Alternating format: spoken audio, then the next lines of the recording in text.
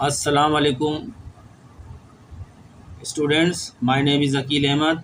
अल्लामा Iqbal open university का course code number 1340 business accounting 1340 business accounting, इसका chapter number 3 और या यूनिट नंबर 3 जो है कंसाइनमेंट अकाउंट, आज हम इसको शुरू करने जा रहे हैं।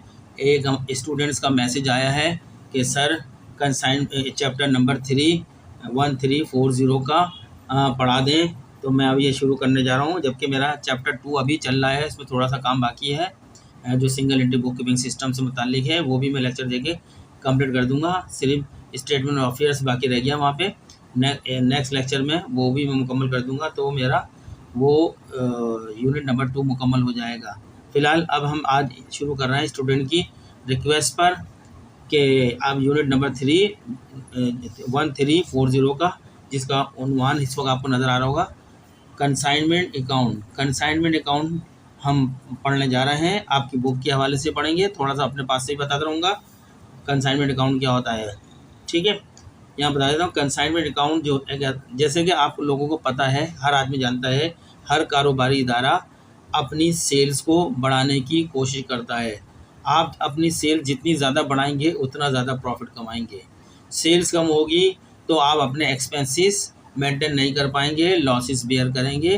तो लिहाजा किसी भी कारोबार की जो सबसे बड़ा मकसद होता है अपनी सेल्स को बढ़ाना है।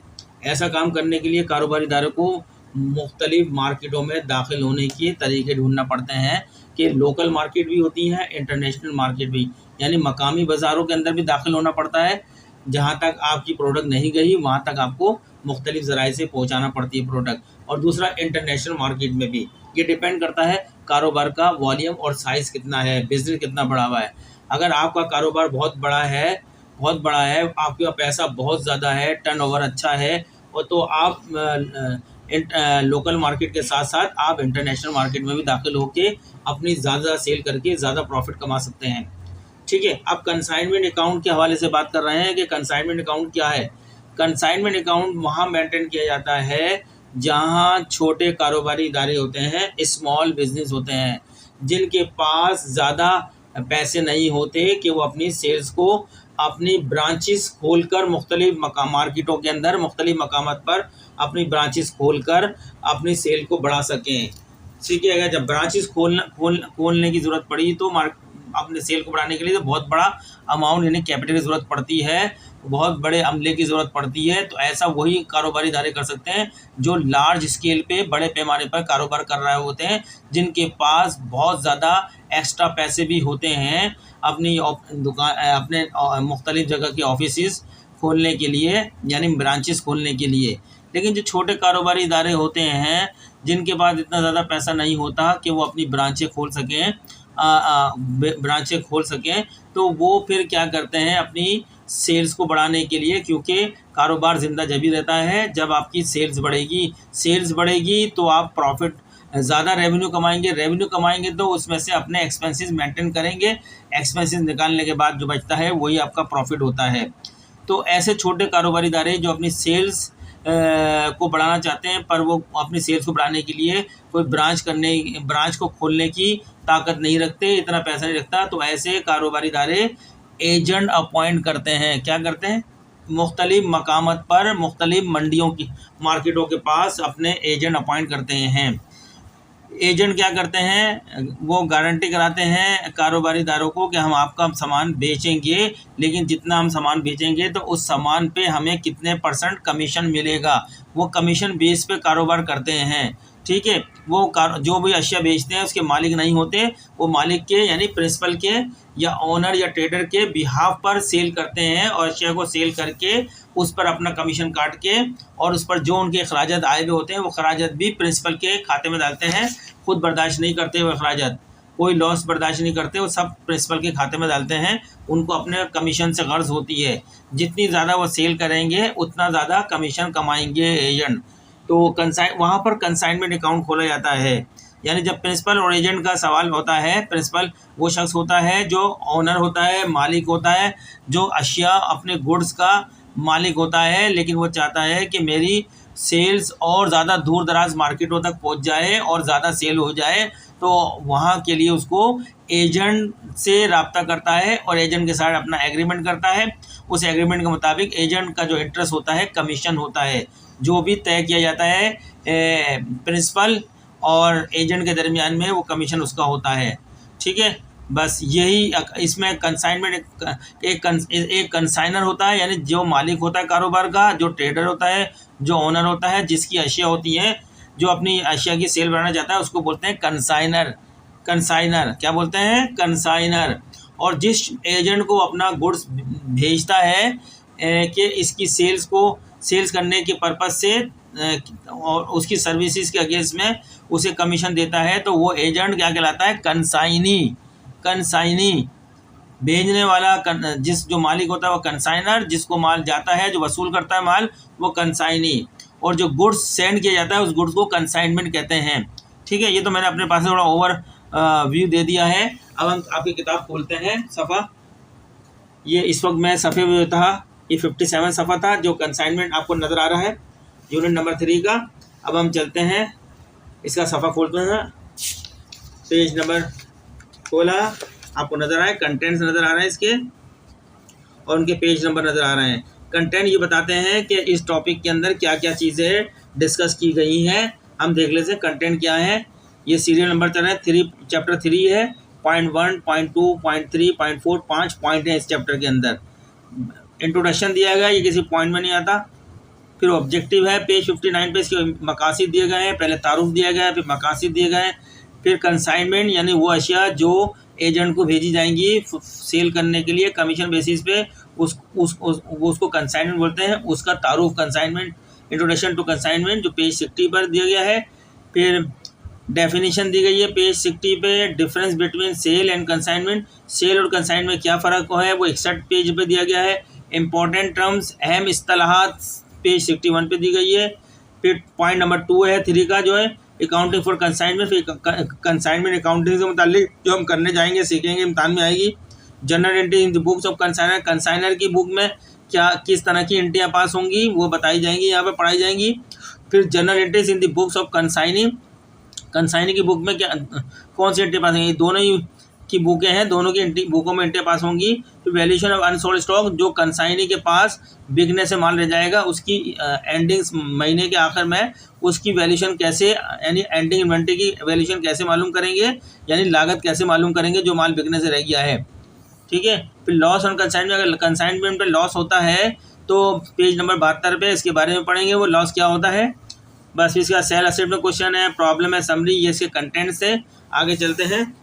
ये पेज नंबर 59 पे चलते हैं। Page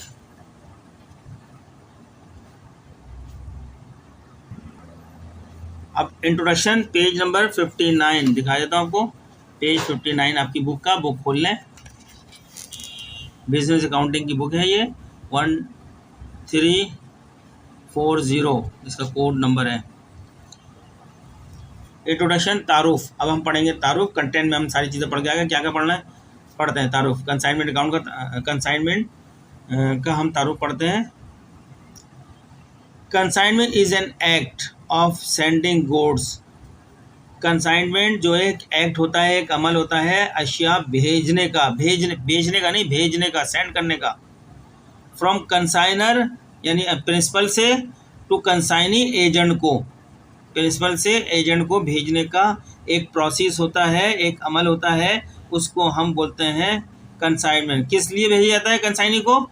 for the purpose of sales, sales को बढ़ाना है, अशिया को सेल करना है। किस बेस पे करना है? ऑन कमीशन बेसिस पे, यानी जो सेल करेगा, जो आपका कंसाइनी है, जो आपका एजेंट है, वो आपकी अशिया को सेल करेगा तो वो उसका बेनिफिट क्या होगा? कमीशन लेगा अपनी सेल का। ठीक है, ये एग्रीमेंट में तय हो जाएगा कितने % कमीशन दिया जाएगा सेल्स का। ठीक, full stop. This unit describe, unit बयान करता है द डिटेल ऑफ कंसाइनमेंट, जो माल आप अपने एजेंट को भेज रहे हैं जिसको कंसाइनी कहते हैं, उसकी तफसीलात, difference between sales and consignment, और फिर फ़र्क बताना है कि सेल्स जो होती है नॉर्मली हम सेल करते हैं और कंसाइनमेंट के अंदर क्या फ़र्क होता है, ये भी इस यूनिट में पढ़ेंगे आप। And the various terms related to the consignment account और कंसाइनमेंट अकाउंट से मुतालिक मुख्तलिफ इस्तिलाहात, वो भी आप इसमें पढ़ेंगे कि इस कंसाइनमेंट के अंदर मुख्तलिफ वर्ड इस्तेमाल हो रहे हैं, उनके इस कंसाइनमेंट अकाउंट से मुतालिक क्या मानी है। आम जबान में कोई भी मानी हो, लेकिन इस चैप्टर में क्या मीनिंग है उसी को हम इस्तिलाह बोलते हैं या टर्म बोलते हैं या टर्मिनोलॉजी बोलते हैं। प्रिपरेशन ऑफ कंसाइनमेंट अकाउंट्स की तैयारी इसमें पढ़ेंगे, कैसे बनाया जाता है। वेरियस टाइप्स ऑफ लॉसेज, मुख्तलिफ किस्म के लॉसेज होते हैं, नुकसान होते हैं, वो देखेंगे इसमें। And their treatment are describe in this unit, और उनको किस तरह ट्रीट किया जाता है अकाउंटिंग में, इस यूनिट के अंदर बयान किए गए हैं। फॉलोड बाई, इसके बाद बाई डिफरेंट एग्जाम्पल, हम उन चीज़ों को फॉलो करेंगे मुख्तलिफ मिसालों से जो एग्जाम्पल किताब में दी गई हैं। At the end of the unit के आखिर में सेल्फ असेसमेंट क्वेश्चंस, यानी आप खुद से वो सवालात के जवाब देंगे तो यूनिट को अच्छी तरह समझने के बाद। एंड वेरियस प्रॉब्लम, मुख्तलिफ प्रॉब्लम दी गई हैं उनको हल करेंगे, सॉल्व करेंगे जिस तरह यूनिट के अंदर आपको सिखाई गई हैं। Are given for the better understanding, अच्छी समझ के लिए, of the topic covered in this unit के अंदर हो रहा है। तो मैंने वर्ड टू वर्ड उर्दू के अंदर भी आपको ये बता दिया है ट्रांसलेशन करके, और मफहूम भी इसका समझा दिया है। ठीक है, ऑब्जेक्टिव मकासद क्या होते हैं। आफ्टर स्टडिंग दिस यूनिट, ये यूनिट हम स्टडी मुताल्ला करने के बाद student will be able to, तो तुलबा इस लायक हो जाएंगे कि number 1 understand about the consignment and consignment account, यानी उनको ये समझ ऐसी हो जाएगी कि वो कंसाइनमेंट को समझ सकेंगे, कंसाइनमेंट क्या होती है और कंसाइनमेंट अकाउंट क्या होता है, इसकी अंडरस्टैंडिंग इनको बहुत अच्छी तरह हो जाएगी, दोनों की, कंसाइनमेंट अकाउंट्स की भी और कंसाइनमेंट की भी हो जाएगी। Number B, differentiate between consignment and sale, जो हम सेल्स रेगुलर करते हैं वो सेल्स और जो कंसाइनमेंट की सेल्स होगी, इन दोनों में क्या फ़र्क है वो भी समझने के काबिल हो जाएंगे, दोनों को बता सकेंगे स्टूडेंट्स। और number C, know the various term related to the consignment account, और वो इस काबिल हो जाएंगे कि इस कंसाइनमेंट अकाउंट में मुख्तलिफ इस्तिलाह इस्तेमाल हुई हैं, उनको समझने के काबिल हो जाएंगे, जान सकेंगे कि ये इस्तिलाह क्या कह रही है।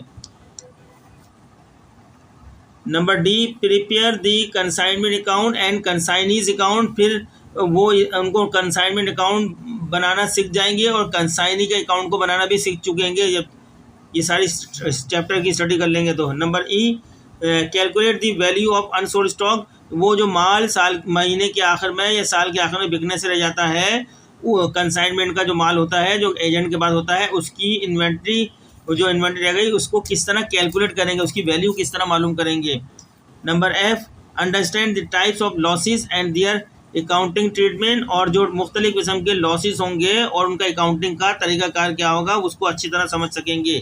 ये तो आपका इंट्रोडक्शन था, मैंने आपको बताया, आप बार बार मेरे आवाज़ को रिपीट करके सुने, आपको समझ में आ जाएगा। क्योंकि कंसाइनमेंट अकाउंट ऐसा है, जब तक आप इसकी हर चीज़ को नहीं समझ लेंगे आप अकाउंटिंग के सवाल को नहीं कर पाएंगे, इसलिए इसका थ्योरेटिकल कॉन्सेप्ट को समझना बहुत ज़रूरी है, वरना आप सवाल तो लेके बैठ जाएंगे, हल नहीं कर पाएंगे हर सवाल के अंदर। जब इसकी हर वर्ड के ऊपर आपको कमांड होगी, इस तरह सही तरीके जानेंगे तो आप सवाल को भी अच्छी तरह समझेंगे और सॉल्व कर सकेंगे। चलिए नेक्स्ट अभी चलते हैं। 3.1 चैप्टर 3 है, उसका पॉइंट 1 शुरू हो रहा है यहाँ से, इंट्रोडक्शन टू कंसाइनमेंट। अब कंसाइनमेंट का इंट्रोडक्शन शुरू हो रहा है, अभी तो टॉपिक का इंट्रोडक्शन पढ़ा था हमने, अब सिर्फ कंसाइनमेंट जो है ना इसका इंट्रोडक्शन है कंसाइनमेंट का। यानी कंसाइनमेंट वो अशिया होती हैं जो मालिक एजेंट को भेजता है इस मकसद से कि इसको सेल करे और सेल की बुनियाद पर एजेंट को कमीशन दे। तो ऐसी गुड्स को, ऐसी अशिया को कंसाइनमेंट कहते हैं, वही हम पढ़ने जा रहे हैं इसके अंदर। In today's competitive business environment, आज के मसाबकाती कारोबारी दौर में, it becomes necessary for every trader, हर कारोबारी शख्स, हर ताजिर के लिए ये ज़रूरी हो गया है to increase the sale of his business, अपने कारोबार की सेल्स को बढ़ाए, by approaching national and international market, मकामी और बैनुल-अक़वामी बाज़ारों तक रसाई हासिल कर। ठीक है स्टूडेंट, समझ में आई बात? सादा से अल्फाज में रसाई माने वहाँ तक पहुँचें, मार्केटों में दाखिल हों। देयर आर टू मेथड, दो तरीक़ेकार हैं, बाय विच, जिससे a businessman can approach the local and international markets, जिसके ज़रिए एक कारोबारी शख्स मकामी मार्केट में दाखिल हो सकता है, यानी रसाई हासिल कर सकता है, और साथ साथ बैनुल अक़वामी मार्केट में भी रसाई या वहाँ तक पहुँच सकता है। मार्केट में बाज़ारों के अंदर किस लिए पहुँचेगा वहाँ पर? To increase sale of goods, अपनी अशिया की सेल जो है उसको इंक्रीज करनी है, बढ़ानी है।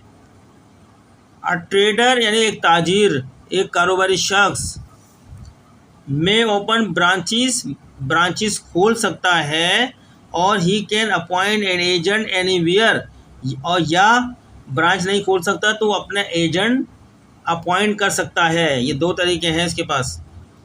Large business usually adopt the first method, बड़े कारोबारी इदारे जो फर्स्ट मेथड है ब्रांच खोलना, वो इस मेथड को अडॉप्ट करते हैं, इख्तियार करते हैं। And open new branches to maximise their sale, और नई ब्रांचेस खोलते हैं मुख्तलिफ बाज़ारों की तरफ ताकि अपनी सेल्स को बढ़ा सकें, मुख्तलिफ शहरों में, मुख्तलिफ बाज़ारों में और मुख्तलिफ ममालिक के अंदर अपनी सेल्स बढ़ाने के लिए। Due to having sufficient capital, वो इसलिए ये करते हैं कि उनके पास बड़ा सरमाया होता है, वो बेयर कर सकते हैं, बर्दाश्त कर सकते हैं इतने बड़े खर्चे ब्रांचेस के। अब दूसरा जो मेथड है यानी एजेंट को अपॉइंट करने वाला, ब्रांचेस नहीं खोल सकते, आपकी इतनी कैपेसिटी नहीं है, इतनी पैसे नहीं है आपके पास, तो दूसरा तरीका एजेंट अपॉइंट करने का है। तो स्मॉल बिजनेसमैन, मैंने शुरू में भी बताया था ओवरव्यू में, वही बातें बता रहे हैं। स्मॉल बिजनेसमैन, छोटे कारोबारी हजरात अपॉइंट एजेंट को अपॉइंट करते हैं एट वेरियस प्लेसेस, मुख्तलिफ जगहों पर, टू सेल देयर गुड्स, ताकि वो एजेंट प्रिंसिपल की यानी ट्रेडर की, ताजिर की अशिया को फ़रोख्त कर सकें। ठीक है, बिकॉज क्योंकि they can not afford the cost of opening branches, क्योंकि छोटे कारोबारी इदारे ब्रांचेस खोलने की इतनी ताकत नहीं रखते, इतना सरमाया नहीं रखते कि अपनी ब्रांचेस खोल सकें, इसलिए उनको डिफरेंट प्लेसेस पे अपने एजेंट अपॉइंट करना पड़ते हैं। वो एजेंट सेल्स को बढ़ाते हैं, बेचते हैं गुड्स को। ठीक है, आगे दोज बिजनेसमैन, वो कारोबारी लोग who adopt the second method में यानी एजेंट को अपॉइंट करना, छोटे कारोबारी करते हैं ना एजेंट को बनाना, वो उसके लिए बता रहे हैं। दोज बिजनेसमैन, वो कारोबारी लोग who adopt the second method, जो सेकेंड मेथड यानी एजेंट अपॉइंट करने का मेथड को करते हैं। जस्ट अपॉइंट एन एजेंट, सिर्फ वो एक एजेंट अपॉइंट करते हैं, and transfer their goods to him for sale, और अपनी अशिया उसको भेज देते हैं सेल के लिए। ठीक है, एजेंट ऑफ बिजनेसमैन, कारोबारी शख्स का जो एजेंट होता है, जिसको अपॉइंट किया गया होता है कि इस पर्पज से कि वो कारोबारी शख्स की अशिया को फ़रोख्त करे कमीशन बेसिस पर। मेक्स अरेंजमेंट, फिर वो अपने इंतज़ाम करते हैं for the selling of goods, अशिया को फ़रोख्त करने का, and get commission against his services, अपनी खदमात देने के अगेंस्ट में वो कमीशन हासिल करते हैं। एजेंट लोग जो हैं कमीशन लेते हैं जब वो अपनी सर्विसेज देते हैं उनकी सेल्स करने के लिए अशिया को, तो उसके बदल में वो अपना कमीशन लेते हैं एजेंट लोग। ऑल दी सेल्स प्रोसीड्स, यानी सेल से जितना भी पैसा आता है, सेल प्रोसीड माने वो जो कलेक्शन आती है, जो रिसीविंग आती है सेल से, प्रोसीड बोलते हैं उसको, हैव बीन रिमिटेड, वो भेज दी जाती है टू प्रिंसिपल यानी मैन्युफैक्चरर या ट्रेडर, जो भी कारोबारी अदारा है जिसकी अशिया एजेंट के पास आई थी, उसको भेज देता है तमाम पैसा। बाय द एजेंट, भेजता है at the end of particular period, ख़ास महीने के एंड में। दिस टाइप ऑफ अरेंजमेंट, इस किस्म का जो इंतज़ाम होता है ऑफ सेंडिंग गुड्स, अशिया को भेजने का, बाय वन पर्सन, एक शख्स की तरफ से, टू अनदर पर्सन, दूसरे शख्स की तरफ, इज़ नॉन एज कंसाइनमेंट, ऐसे प्रोसेस को कंसाइनमेंट कहते हैं। ठीक है, मालिक अपनी अशिया एजेंट को भेजता है इस मकसद के तहत कि वो इसकी अशिया को बेचेगा और इसके बदल में कमीशन पे करेगा। इस एक्शन को क्या बोलते हैं? कंसाइनमेंट। आगे चलते हैं 3.1.1 डेफिनेशन। सब इसमें डेफिनेशन भी देखते हैं हम। Some basic terms regarding the consignment are describe below. Consignment से मुतालिक कुछ बेसिक इस्तिलाहात हैं, उनको जानना ज़रूरी है, वो नीचे बयान की जा रही है। पहली टर्म्स है कंसाइनमेंट, जो अभी हम पढ़ चुके हैं। Consignment is an act of sending goods, consignment अशिया भेजने का एक अमल होता है, किसकी तरफ से? बाय मैन्युफैक्चरर या ट्रेडर की तरफ से। टू किसको भेजता है? हिज एजेंट, जो उसने अपना एजेंट अपॉइंट किया होता है मुख्तलिफ प्लेसेस पे, एजेंट को जो अशिया भेजता है एट द डिफरेंट प्लेसेस, मुख्तलिफ जगहों पर, फॉर किस मकसद के लिए? For selling purpose on behalf of owner against commission. ठीक है, सेलिंग पर्पस के लिए एजेंट को अशिया भेजता है कि वो ऑनर की तरफ से इस अशिया को फरोख्त करे और अपना कमीशन हासिल करे जितनी भी मालियत का होता है एज पर एग्रीमेंट। समझ गए होंगे कंसाइनमेंट। कंसाइनर क्या होता है? कंसाइनर प्रिंसिपल होता है, ट्रेडर होता है, ताजिर होता है, जिसकी अशिया होती हैं, जो मालिक होता है अशिया का, उसको कंसाइनर कहते हैं। वो अपनी अशिया अपने एजेंट को भेजता है कि वो इसकी अशिया को फ़रोख्त करे मार्केट, मुख्तलिफ मार्केटों के अंदर, और फ़रोख्त किए हुए अमाउंट पर अपना तयशुदा कमीशन ले हासिल करे। ठीक है, जो भेजने वाला होता है वो कंसाइनर होता है। द पर्सन मैन्युफैक्चरर, इस पर्सन को मैन्युफैक्चरर बोल सकते हैं, यानी अशिया तैयार करता है अपनी फैक्ट्री के अंदर, या ट्रेडर यानी कहीं से अशिया खरीद के लाता है होलसेल मार्केट से, फिर उसको आगे बेचता है। ये कोई भी हो सकता है, या मैन्युफैक्चरर हो सकता है या ट्रेडर हो सकता है, आपका जो पर्सन होता है। हु सेंड हिज गुड्स, जो अपने सामान अपनी अशिया भेजता है, टू अनदर पर्सन, एक और शख्स को, किस मकसद के लिए? फॉर सेल वो सेल करे इन अशिया को, उसको क्या कहते हैं? इज नॉन एज कंसाइनर और प्रिंसिपल। उसको इस चैप्टर में कंसाइनर के नाम से या प्रिंसिपल के नाम से पुकारा जाता है। ठीक है, पता चल गया कंसाइनर कौन था? जो अशिया अपनी भेजता है अपने एजेंट को, उसको कंसाइनर बोलते हैं या प्रिंसिपल बोलते हैं। कंसाइनी वो शख्स जिसकी जो कंसाइनर या प्रिंसिपल की अशिया वसूल करता है बेचने के लिए, ताकि वो बेचकर अपना कमीशन हासिल करे, उसको हम बोलते हैं कंसाइनी पढ़ते हैं। दैट पर्सन वो शख्स to whom goods are sent, जिसको अशिया भेजी जाती हैं फॉर सेलिंग पर्पस, बेचने के मकसद के तहत, इज़ नॉन एज कंसाइनी या एजेंट, उसको हम कंसाइनी भी कहते हैं या एजेंट भी कहते हैं।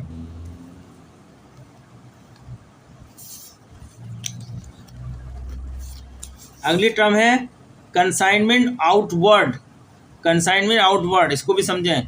When goods are send by consignor to consignee for sale, जब अशिया कंसाइनर की तरफ से यानी प्रिंसिपल की तरफ से सेंड की जाती हैं टू कंसाइनी यानी एजेंट को, फॉर सेल बेचने के लिए, तो इट विल बी कंसिडर, तो इसे ये समझा जाता है कि एज कंसाइनमेंट आउटवर्ड, तो इस एक्शन को कंसाइनमेंट आउटवर्ड कहते हैं। From consignors point of view से, कंसाइनर के नुक्ता नज़र से इसको कंसाइनमेंट आउटवर्ड कहते हैं, ये आउटवर्ड। अब जब कंसाइनमेंट इसको रिसीव करता है बेचने के मकसद से ताकि अपना कमीशन कमाए, तो उसके पास कंसाइनमेंट इनवर्ड कहलाती है वो टर्म। भेजने वाले के पास ये टर्म कंसाइनमेंट आउटवर्ड कहती है। जो एजेंट वसूल करता है वो अशिया को बेचने के पर्पज़ से कमीशन बेसिस की बुनियाद पर, तो वो टर्म वहाँ पे कंसाइनमेंट इनवर्ड कहलाती है। गुड्स रिसीव बाय कंसाइनी, यानी जो अशिया कंसाइनी या एजेंट वसूल करता है फ्रॉम द कंसाइनर, यानी कंसाइनर से या प्रिंसिपल से या मालिक से, are called as consignment inward कहलाती है। From consignee's point of view, यानी एजेंट के पॉइंट ऑफ व्यू से उसको कंसाइनमेंट इनवर्ड कहते हैं। ये हो गया हमारा पेज नंबर 60। आगे चलते हैं पेज 61 के ऊपर। अभी हम पढ़ रहे हैं टर्म्स, पढ़ रहे हैं बेसिक टर्म डेफिनेशन के अंदर। तो टर्म हमारी ख़त्म हो गई हैं। अब 3.1.2 के अंदर difference between sales and consignment के अंदर फ़र्क पढ़ेंगे हम यहाँ पर। ठीक है, difference between sales and consignment. Sales एक अलग चीज़ है, कंसाइनमेंट अलग चीज़ है। दोनों का काम सेल ही है, लेकिन इन दोनों फ़र्क क्या है? फ़र्क जो है ये यहाँ पे बने हुए पॉइंट ऑफ डिफरेंस, यानी किस पॉइंट की बुनियाद पर डिफरेंस है, वही सारे पॉइंट यहाँ लिखे गए। इन पॉइंट की बुनियाद पर डिफरेंस है सेल्स के अंदर और कंसाइनमेंट में। हमको पहला पॉइंट रिलेशनशिप, यानी ताल्लुक़ की बुनियाद पर देखते हैं सेल का ताल्लुक़ क्या है। देयर इज़ अ रिलेशनशिप, ये यहाँ पर एक ताल्लुक़ होता है of debtor and creditor between buyer and seller, यानी डेटर और क्रेडिटर, जिसको बायर एंड सेलर भी कहते हैं, इनका आपस में एक आदमी बेचता है और एक आदमी ख़रीदता है। ख़रीदने वाला और बेचने वाले के दरमियान में एक रिश्ता कायम होता है। ठीक है, इस ताल्लुक़ को ही सेल कहलाता है। सेल में एक रिश्ता कायम होता है। अब इस रिश्ते को चेक करते हैं कंसाइन में। द रिलेशनशिप ताल्लुक़ जो होता है between consignor and consignee is that of principal and agent. Consignor और कंसाइनी के अंदर जो रिश्ता कायम होता है वो कौन सा होता है? मालिक और एजेंट का। यहाँ बायर एंड सेलर का रिश्ता कायम होता है सेल के अंदर, और यहाँ मालिक यानी प्रिंसिपल एंड एजेंट का रिश्ता कायम होता है। ठीक है, एक फ़र्क ये होगा। दूसरा फ़र्क है रिस्क अटैच टू गुड्स, अशिया के साथ कितना जो है रिस्क यानी खतरात जुड़े हुए हैं। सेल में देखते हैं, एनी लॉस और damage of goods is the loss of buyer. Sales के अंदर कोई भी अगर लॉस होता है, कोई डैमेज होती है अशिया खरीदने के बाद, तो वो तमाम लॉस जो होगा खरीदार का होगा, सेलर का नहीं होगा। आफ्टर डिलीवरी ऑफ गुड, एक बार सेलर अपनी अशिया को डिलीवर कर देता है बायर को, तो फिर उसका अब बायर के पास वो टूट जाती है, उसमें कुछ भी खराबी होती है, कुछ होती है, हैंड ओवर करने के बाद, सही सलामत हैंड ओवर करने के बाद, तो तमाम लॉस बायर का होगा, सेलर इसको बेयर नहीं करेगा। लेकिन यहाँ पर देखते हैं कंसाइन में, कंसाइनर बेयर्स लॉस, या कंसाइनर तमाम लॉस बर्दाश्त करता है या डैमेज कोई भी नुकसान of goods if incurred at any stage, अगर किसी भी स्टेज पे हो, ख्वाह उसने किया हो, आपके एजेंट ने भी किया हो, वो नुकसान भी यही कंसाइनर यानी मालिक प्रिंसिपल ही बर्दाश्त करेगा। ये रिलेशन इसके अंदर दूसरा रिस्क अटैच से मुतालिक रिलेशनशिप है। तीसरा लीगल ओनरशिप भी देखते हैं, लीगल ओनरशिप सेल में क्या है, कंसाइन में क्या है। On the delivery of goods the ownership is transfer to buyer, जब खरीदो फरोख्त हो जाती है, तो जब सेलर अपना अशिया बायर को हैंड ओवर कर देता है, तो उस वक्त ओनरशिप भी ट्रांसफ़र हो जाती है सेलर के पास से बायर को। ठीक है, बायर माने ख़रीदार होता है, सेलर माने फ़रोख्तकार होता है। अब कंसाइनमेंट में ओनरशिप इज़ नॉट ट्रांसफ़र, यहाँ ओनरशिप ट्रांसफ़र ही नहीं होती है। Upon the delivery of goods to the consignee, जब कंसाइनर अपना सामान कंसाइनी को यानी एजेंट को भेज देता है सेल करने के पर्पज़ से, तो सिर्फ सामान जाता है, लेकिन ऑनरशिप नहीं मिलती है कंसाइनी को, एजेंट को कभी भी ऑनरशिप नहीं मिलती है, माल उसी का होता है, मालिक का ही, ऑनर का। नेक्स्ट फ़र्क है रिटर्न ऑफ गुड्स।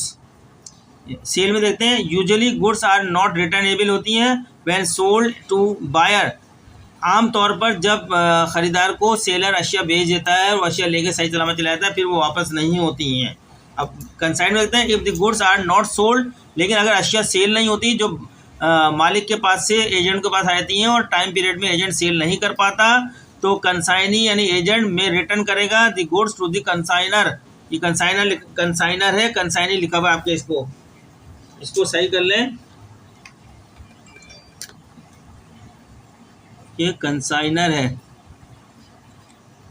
ठीक है, next forwarding document invoice is send with the delivery of goods. Sale के अंदर क्या होता है, जैसे ही आप माल बेचते हो, फरोख्त करते हो बायर को, तो सेलर जो है एक इनवॉइस, एक रसीद जो है वो बायर को इशू करता है, उसको इनवॉइस कहते हैं। लेकिन यहाँ पर क्या इशू होता है, जब माल बेचता है प्रिंसिपल या कंसाइनर कंसाइनी को, एजेंट को, तो ये प्रोफार्मा इनवॉइस इशू करता है, ये इनवॉइस नहीं करता, प्रोफार्मा इनवॉइस इशू करता है, is send with the delivery of the goods के साथ। लास्ट फ़र्क देखते हैं एक्सपेंसेस के हवाले से। सेल के अंदर एक्सपेंसेस क्या वास्ता है, after the delivery of goods hand over करने के बाद, सेलर जब गुड्स बायर को, ख़रीदार को हैंड ओवर कर देता है, seller is not liable for any type of expense, फिर किसी भी किस्म के अगर एक्सपेंस उस प्रोडक्ट के ऊपर होते हैं, तो सेलर जिम्मेदार नहीं है, बायर खुद बर्दाश्त करेगा। लेकिन यहाँ देखते हैं कंसाइन में, all the expenses incurred on goods by consignee have to be bear by the consignor. यहाँ बता रहा है कंसाइनी यानी एजेंट ने आपकी अशिया को फरोख्त करने के लिए जितने भी खर्चे किए हैं, अगर उसमें कोई डैमेज भी होता है, वो भी मिलाकर ये सारा का सारा नुकसान कौन बर्दाश्त करेगा, तमाम खर्चे मालिक करेगा, अशिया का प्रिंसिपल करेगा, कंसाइनी एजेंट नहीं करेगा एक बार भी। जबकि सेल में सेलर बेचने के बाद उसकी जिम्मेदारी ख़त्म हो जाती है, कोई भी खर्चा होता है तो बायर करता है यानी ख़रीदार करता है। लेकिन कंसाइनमेंट इस अकाउंट के अंदर जो है एजेंट के ऊपर कोई जिम्मेदारी नहीं होती खर्चा बर्दाश्त करने की, वो तो माल सेल करके जितनी मालिक का माल सेल कराता है उतने जो परसेंटेज तय हुई भी होती है, अपनी परसेंटेज अप्लाई करके अपना अमाउंट अपने पास रखता है और बाकी अमाउंट उसको रिटर्न कर देता है। ठीक है स्टूडेंट्स, आज तक के लिए इतना लेक्चर बहुत काफ़ी है। हम नेक्स्ट लेक्चर यहाँ से शुरू करेंगे इसका, क्योंकि जब तक आप ये सारी चीज़ें नहीं जानेंगे आप कंसाइनमेंट अकाउंट नहीं कर पाएंगे। कंसाइनमेंट अकाउंट को ये सारा जो लेक्चर को जानना ज़रूरी है, जब भी आप सीख सकते हैं।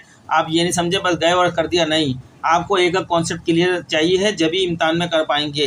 तो मिलते हैं नेक्स्ट लेक्चर में। चलते हुए आपसे रिक्वेस्ट करते हैं हमारे चैनल को सब्सक्राइब करें, लाइक करें, आगे दूसरों को भी शेयर करें और हमें कमेंट्स करके बताएं कि आपको लेक्चर कैसे लग रहे हैं, इसमें कुछ बेहतरी करनी है तो वो भी बताएं। लेकिन हम देख रहे हैं कि आप लोगों की तरफ से बिल्कुल लाइक नहीं, आप ना तो लाइक करते हैं चैनल उसको और ना ही आगे शेयर कर रहे हैं। व्यूज़ भी 10, 6, 7, 8, 10, 12 से ज़्यादा नहीं आ रहे हैं। तो आप इसके अंदर कोऑपरेट करें। जितना अच्छा कोऑपरेट करोगे, इसको जितना अच्छा रेस्पॉन्स आएगा चैनल का, हम आपके लेक्चर देंगे। अदरवाइज़ हम फिर दूसरे लेक्चरों की तरफ चले जाएंगे। फिर आप हमें कमेंट्स करेंगे कि आपने लेक्चर नहीं दिए, वो आप ही की वजह से कि आपकी तरफ से कोई रेस्पॉन्स नहीं आ रहा अच्छी तरह का। चैनल अच्छा चलेगा, अच्छा रेस्पॉन्स आएगा तो हम भी अच्छा पढ़ाएंगे आपको। हम बैठे इधर हैं आपको पढ़ाने के लिए, बस आपका काम है कि आप अच्छा रेस्पॉन्स दें। मिलते हैं नेक्स्ट लेक्चर में, जब तब तक के लिए अल्लाह हाफिज़।